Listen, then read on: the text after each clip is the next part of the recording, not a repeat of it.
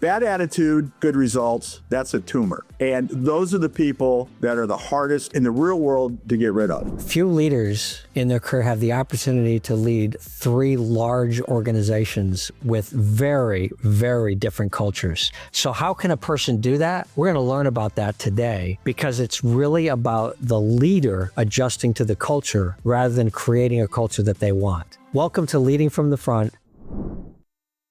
Matthew Espe has led organizations of up to 34,000 people through some of the most demanding conditions a CEO can face: digital disruption, large-scale restructuring, and cultural transformation inside one of the most performance-driven leadership environments ever built, General Electric. What he brings to this conversation isn't theory. It's real-life experience across 3 different organizations that helps us understand the real challenges of leadership in big organizations. He's going to talk about his career and his approach to these 3 different organizations and how he overcame some of the challenges that for some people would be overwhelming. Welcome, Matt, to Leading from the Front. So, Matt, I'm going to take this probably in a little different direction than maybe you've had before. And the reason is because we've got some, I guess if we're in a different universe, we have a couple of interactions overlapping that people don't know about. I started working as director of sales for Real World Systems in Philadelphia in 96. And the owners of that company sold to IKON, and we became IKON Technology Services.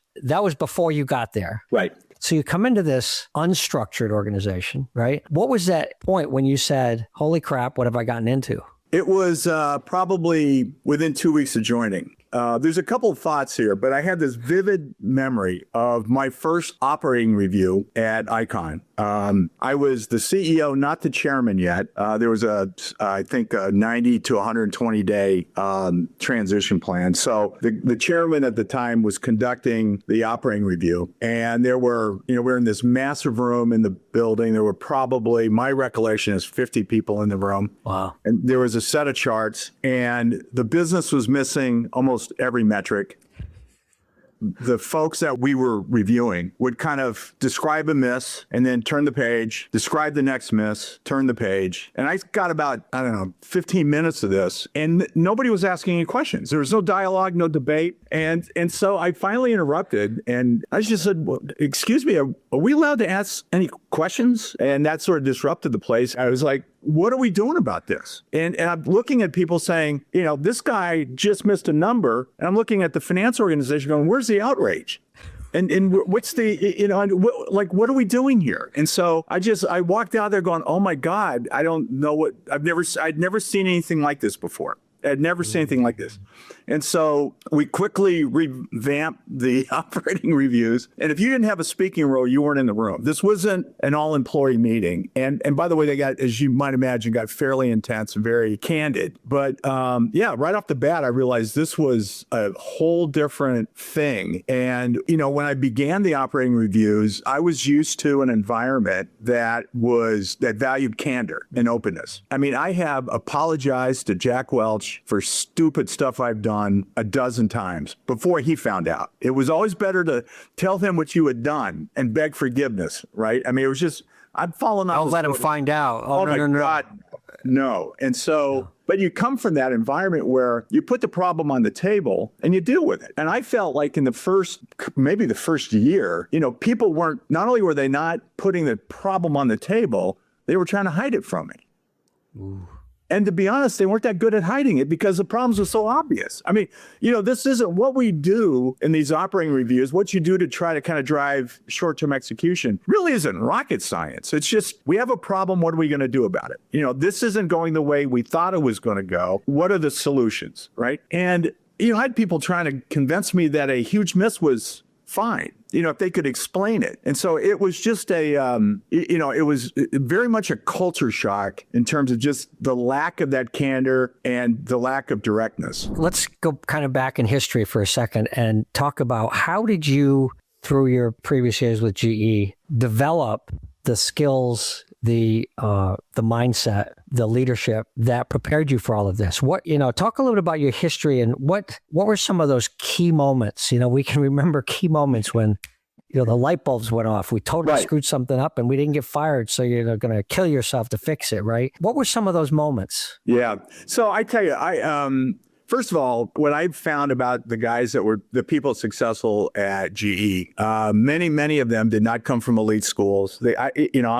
I'm a state school guy. I, graduated from the University of Idaho, in an undergraduate degree. I've got a master's degree from Whittier College. So joined GE on a entry-level training program. I immediately attracted a sponsor right off the bat. For some reason, I had a mentor, and this guy's name is Steve Bennett. Steve went on to run Intuit. So talk a little bit about how he did that. How did he go about guiding Matt down the path so you didn't fall off the bridge, right? He, to this day, remains the toughest guy I've ever worked for.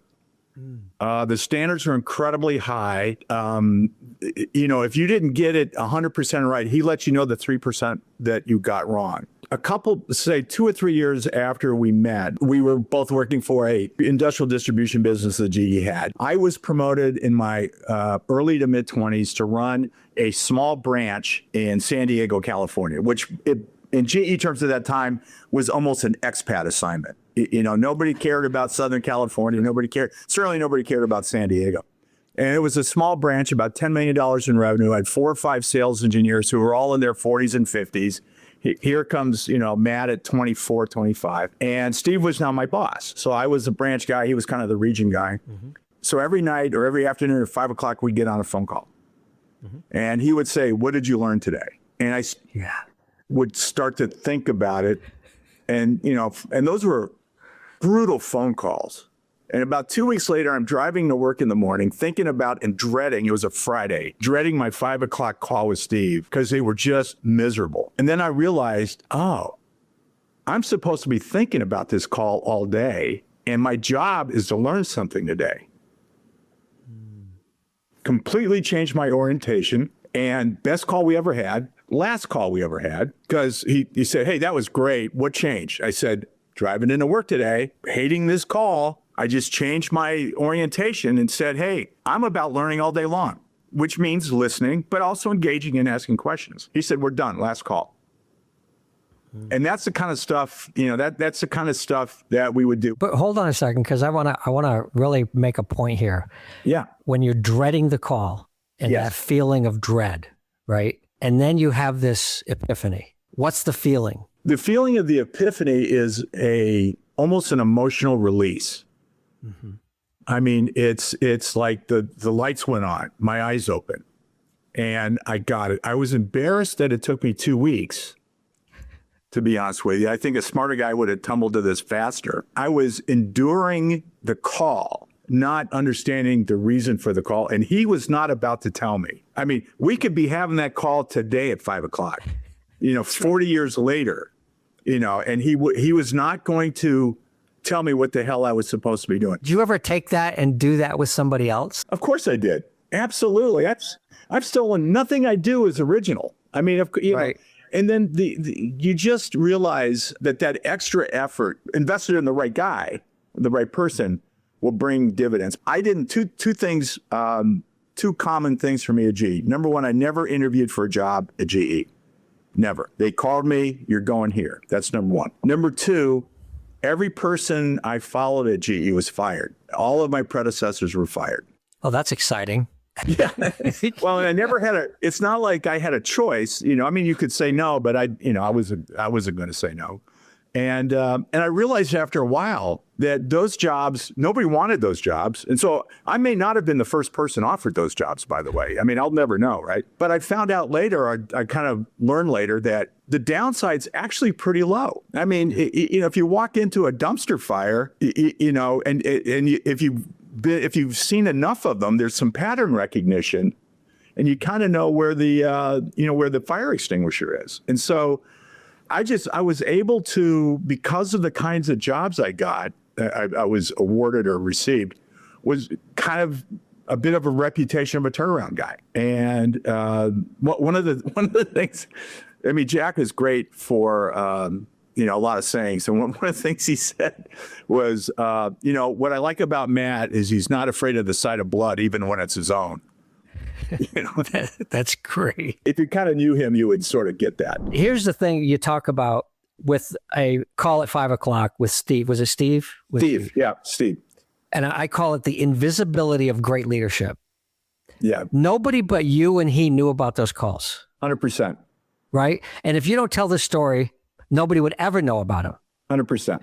Where did you see that happening at IKON? Where were those little things that you started to do there that changed the way people saw the company, saw their responsibilities, and started to change the culture into what you wanted it to be? And those little conversations, those little tiny things. Do you have some examples of that? You know, I would tell you, I think the end game at IKON, I think I got the culture, I probably got it to the 50-yard line of where I wanted to go. I think we still had a ton of work to do. It was a very heavy lift. But having said that, I spent a tremendous amount of time in the field. I spent time in small roundtable meetings. I learned the power of small groups. You know, if you're sitting in the room with 4 or 5 people, there's no place for them to hide. You're right. You know, I'm a sales guy. I'm an old peddler, right? You know, if you want to drink from the reality fountain, if you want to understand what's really going on in the company, go spend an hour with a highly commissioned sales guy. They will tell you everything. Yeah. And you know, I mean, incredible candor, because it's their lifeline, and they'll tell you everything you're doing that makes their job miserable and impossible. And so I would do, and I carried this, I did this at Armstrong as well. I'm going to say a couple of weeks a quarter. I'd pick a geography, and my rule was I'm going to fly in, I'm going to be alone, I want a list of customers, and I would meet our salesperson outside the customer's office. And normally that's the first time, and sometimes the only time I'd ever meet this person, right? I mean, it's some salesperson. Here comes the CEO, gets out of the car. You know, we spend 10 minutes kind of going over stuff, what's going on, et cetera. And we'd go in. And of course, I understand because, you know, old peddler, I wasn't meeting the guys that hated us. They're not, you know, but there was always, I've got a couple of examples where there's always a nugget or two that kind of leaks through. But while the sales guy, and I say guy generically, while the salesperson was proud of the relationship they had with a customer and wanted the customer obviously to, you know, write a glowing report about them. As soon as he or she and I were done with the meeting and we went and grabbed a cup of coffee, that's when I got my performance appraisal from the sales guy. Yeah. And so the value of these trips I learned wasn't always the feedback I got from the customer. It was the input from the salesperson. Well, absolutely. We talk about this in leadership. It's an inside-out process, right? Exactly. We have to take care of ourselves. We've got to take care of each other. Yes. Then we can take care of our customers. Yes. And that feedback has to be in the same way. We can listen to our customers, but it's got to come up from the people that are actually doing the work, right, and making us famous, right? And I agree. When I was VP of Sales and Marketing for Pilot Air Freight back before I went to IKON, and one of the first things I did was go out in the field with the salespeople. There you go. Watched what they did. And I found that the number one salesperson at Pilot Air Freight at the time was in Hartford, Connecticut. And I spent a couple of days with her, and you know, get there on Monday morning, we start going on sales calls, Matt. And I said, so what's your secret? You do twice the sales of everybody else. And right. She says, chocolate chip cookies. I said, what? She says, yeah, chocolate chip cookies. She says, every night I cook chocolate chip cookies, and I make little bags of them, about 4 or 5 chocolate chip cookies. And when I'm going into the building to talk to one of the transportation managers, and I call him up and I say, hey, I'm on my way. And he goes, oh, you got my cookies? They'll always see her. They would always see her, right? And she would make these sales. And, you know, so I instituted some sales training and other things to improve, and we improved sales by like 30% in 6 months. Yeah, but was baking cookies part of the training? No, but learning how to ask the right questions was. It's funny you bring that. A sales guy for me back in San Diego. It's you know, this business served project construction as well as industrial users and stuff like that. So we would call on big electrical contractors on job sites. This guy, everybody else would bring donuts, right? My guy Rob brought croissants. Croissants. So it's just, you know, we'd go visit a job site and we'd stop at some French pastry thing, and he'd get like 2 dozen croissants. So that's how, a little bit like the homemade cookies, that's how we see it. Crave, whatever works, you know, getting in the door, you know. Absolutely. Bring some value to it. So You went from IKON to Armstrong, Yes. right? Well, there's an interim step. We sold IKON to Ricoh. Oh, right. That's right. Yep. Okay. That changed the culture again then, didn't it? Because of everything going on in that industry, there was a consolidation of manufacturers and the channel. They were kind of forward integrating, to protect their installed base, right? And so we looked at a bunch of different options. Stock price had done well. We had sold our captive leasing business, so the balance sheet was rock solid, and we became a much simpler and easier business for the investment community to understand, which was beneficial. That also made us a very interesting integration target for our larger, for Canon and Ricoh. And so we had reached a point where we had kind of hit most of our internal operating goals in terms of where we wanted the company to be. We engaged. Our historic investment banking relationship was with Lehman Brothers. We went through a process, ended up with some great guys at Goldman Sachs, walked away from Lehman Brothers, and of course, less than a year later, they blew up. Good decision. Yeah. That was lucky.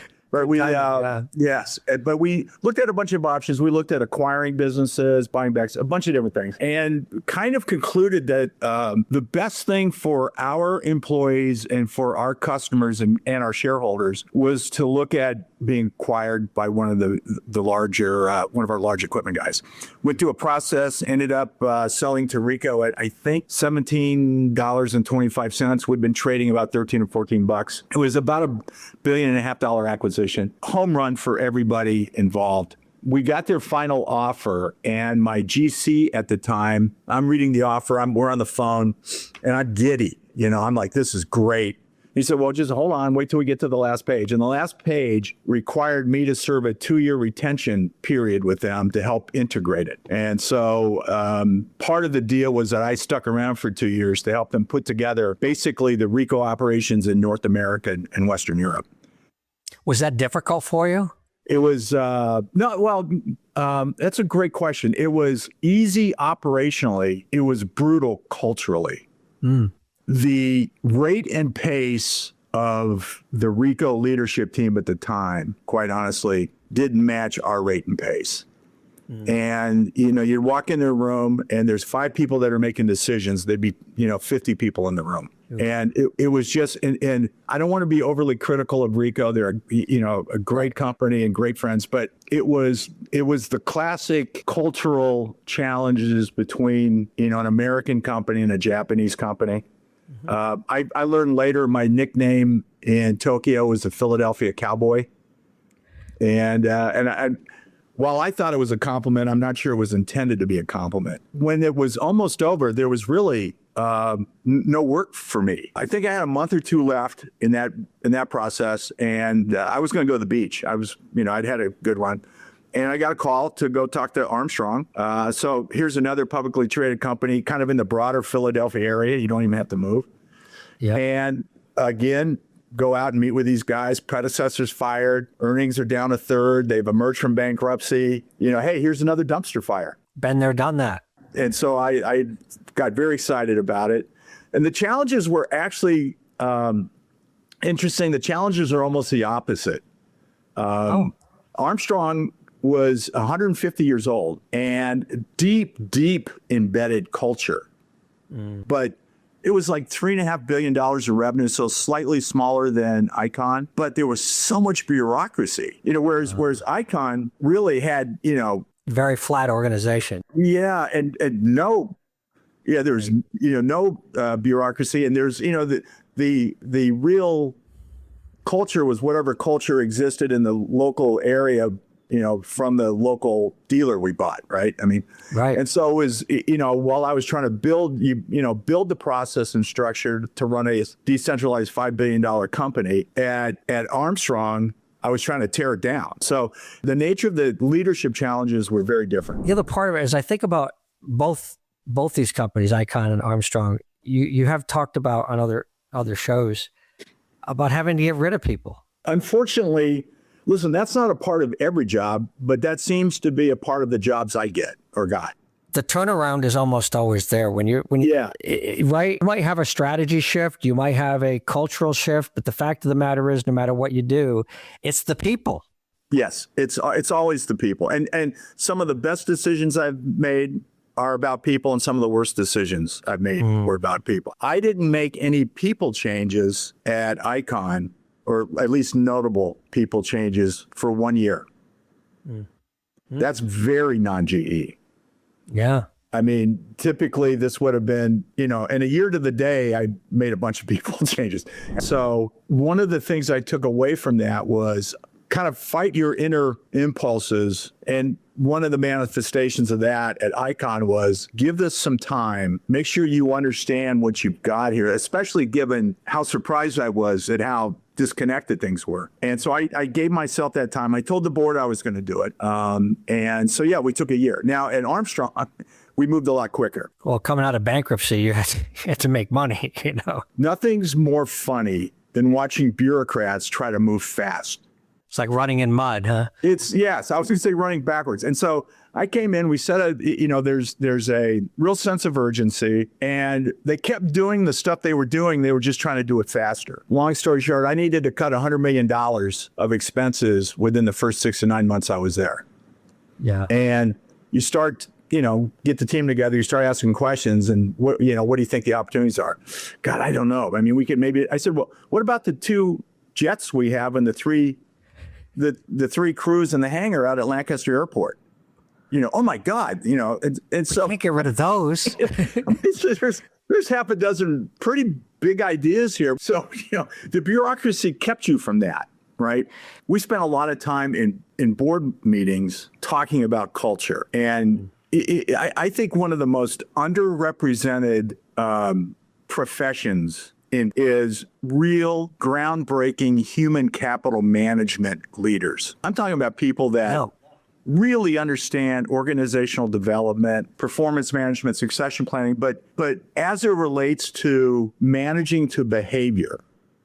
Yes. Well, when I took over safety at Scott Paper Company, and I'm talking to somebody about this, and I said, this person was like almost a psychologist, and he's in HR, and he's like, right. Well, we've got to get people to value safety. And I said, no, we don't. And he says, we don't. I said, no, we just need people to be safe. I said, we hold them accountable to be safe. And once they see the results of that, they will see the value. But you can't convince people to have a value of safety if they don't believe in it.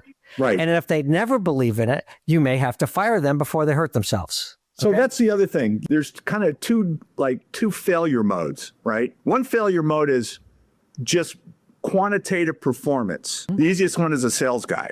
He's making the number, he's not making the number, right? But then there's a behavioral failure mode, right? They just don't have the right values or attitudes, and therefore their behavior's bad, right? You need to understand, I think, as a leader, if you're dealing with somebody that's struggling, which one of those you're trying to solve. My hypothesis is it's almost impossible to correct or improve somebody's behavior. There's like 4 kinds of people: good attitude, good results, love them, done, give them a lot of money, right? Good attitude, bad results, second chance, right? We got to figure out what the results are because they got a good attitude, right?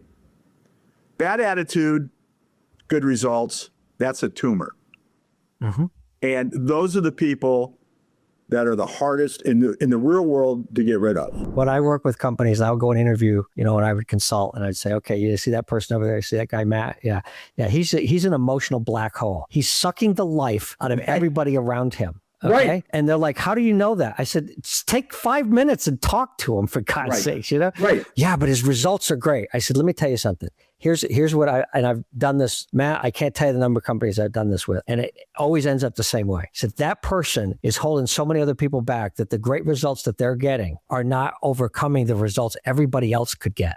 Yes. So if you get rid of that person, I will write you a check if this doesn't happen, that everybody will raise up, that person's gone, and your results will improve. And it happens every single time. And here's what I always hear out of them. I should have done it sooner. Yeah, absolutely. Emotional intelligence and decision-making judgment are the only two characteristics that can be scientifically measured and are correlated to leadership effectiveness. Our whole program is around awareness of that, developing it, and then creating teams of accountability through this program. And I don't understand why more companies aren't doing this. The companies that we've been doing this with are here in Raleigh. They're excelling, every single one of them. I have two companies that I worked with, started in 2009, 2010. They were in the Triangle Fast 50 growth companies like 4 years in a row. Right. Because they were developing their people. What are we missing? How do we get that message across? How did you get it across to develop your people? Well, I had to be CEO to do it.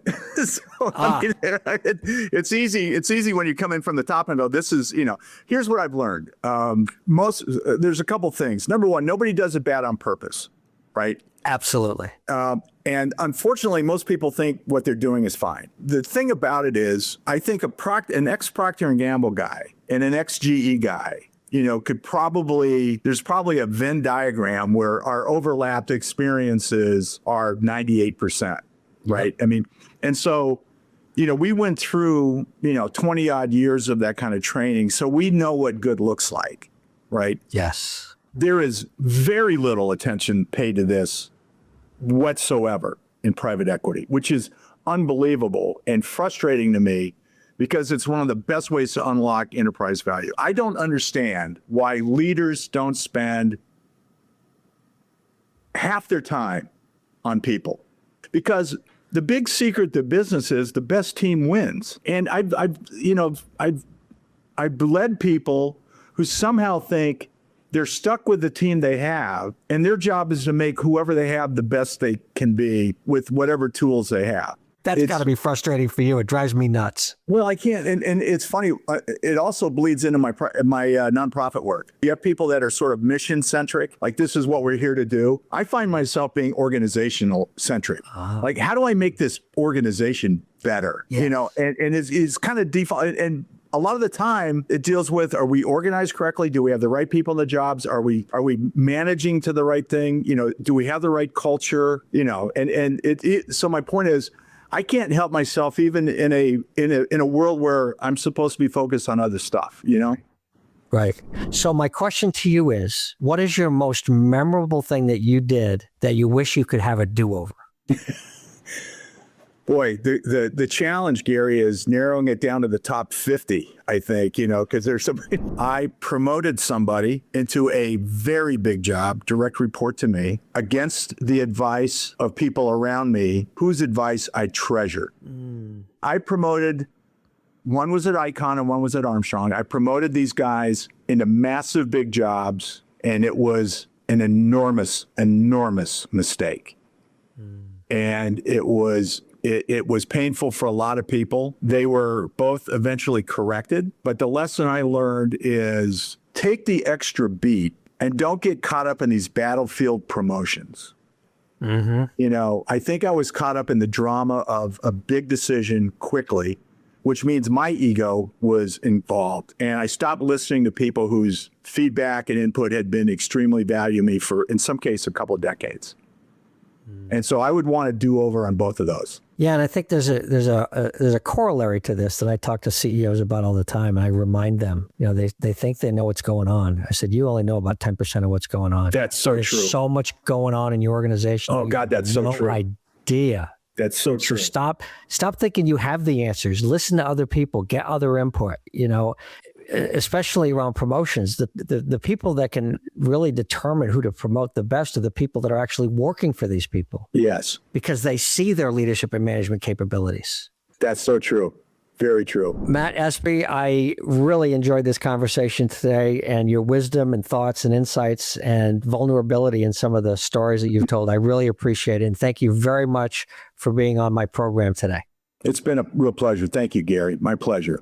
So thanks for listening today to Leading from the Front. where we've heard a professional over 40 years of experience work with multiple organizations, multiple cultures, and multiple challenges. And it's always good to hear these kinds of situations so that we can learn from that. And I hope you have learned something today. Thank you for listening to Leading from the Front, where we make good bosses into great leaders with compassion and accountability. And I think we heard a few things about how Matt Espe did that in his organizations. I'm Dr. Gary, and this is Leading from the Front.